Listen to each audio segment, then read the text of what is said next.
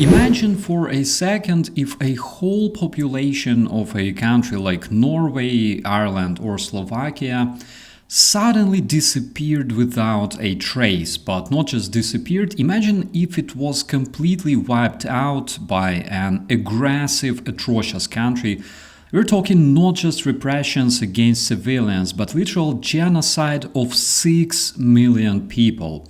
This number can only be compared to the Jewish Holocaust, when a nation attempted to deliberately remove another nation from a global gene pool. And while the horrors of Holocaust were thoroughly researched, a similar crime committed by Russia against a single European nation only within the past century remains ignored. Let's talk about this right now. Why can't you just give Russia a piece of Ukrainian land? The short answer is, of course, Russia doesn't want a piece of Ukrainian land. It wants the whole country, but it's a completely different topic. But if you want to understand why Ukrainians don't want to be occupied, let me explain it to you with simple facts. Russia is one of the countries known for practicing ethnic cleansing for many centuries, and I'm talking not just assimilation like forget your language, speak Russian, die for Putin things.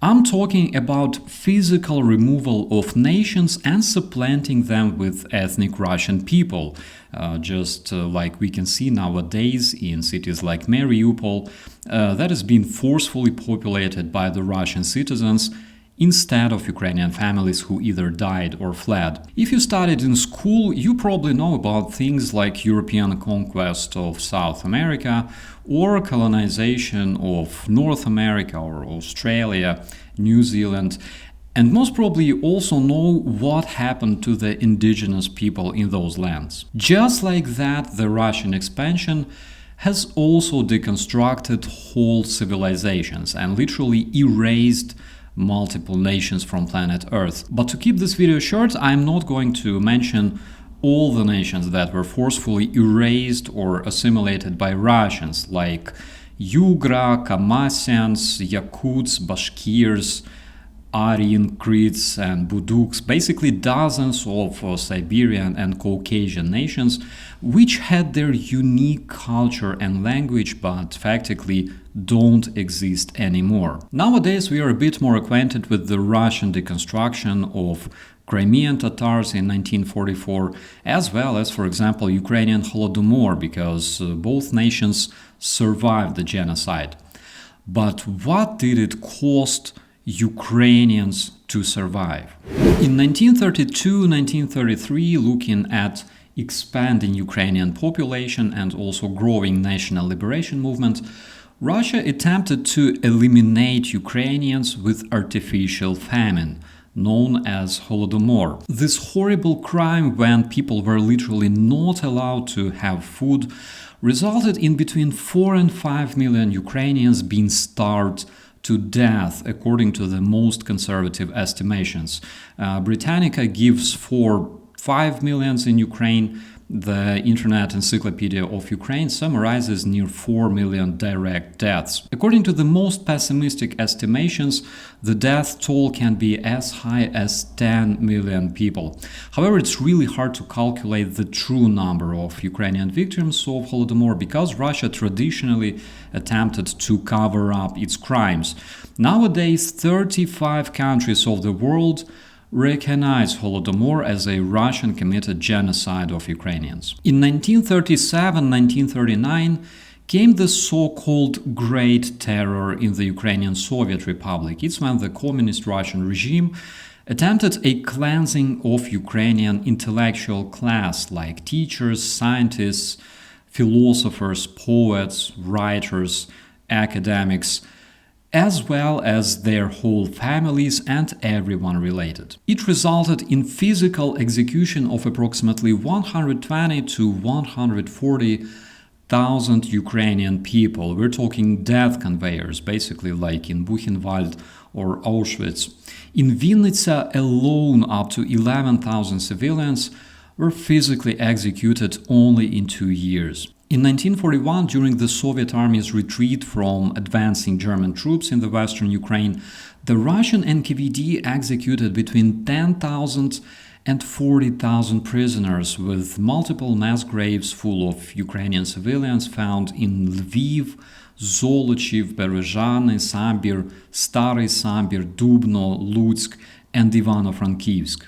Another attempt of artificial famine has been recorded after the war in 1946-1947, resulting in almost 1 million Ukrainians and Moldovans being starved to death by the Russian communists. The death toll among Ukrainians is estimated around 800,000 people. Between 2014 and 2021, during the Russian hybrid invasion of Donbass, according to the United Nations, more than 14,000 Ukrainians were eliminated with Russian weapons, and in most cases with Russian hands too. Between 2022 and 2025, according to the United Nations, more than 14,000 verified civilian deaths were recorded as a result of the full-scale Russian war. However, OHCHR stresses that actual numbers are obviously much higher because Russian invaders don't allow international observers to assess the situation on the occupied territories. In total, over the past 100 years, at least 6 million Ukrainians were physically eliminated by Russians based on their ethnicity. And those horrible numbers are actually the floor, they're not the ceiling. In addition to that, only the documented cases that are available today confirm Russian repression of more than 430,000 Ukrainian people that were either sent to camps in Siberia or arrested for being too vocal about their Ukrainian identity. We're talking poets, artists, teachers, and scientists. And those numbers don't even include the mass terror against Ukrainian villagers in the early 30s, which caused arrests, imprisonment, and deportation of hundreds of thousands of people across Ukraine.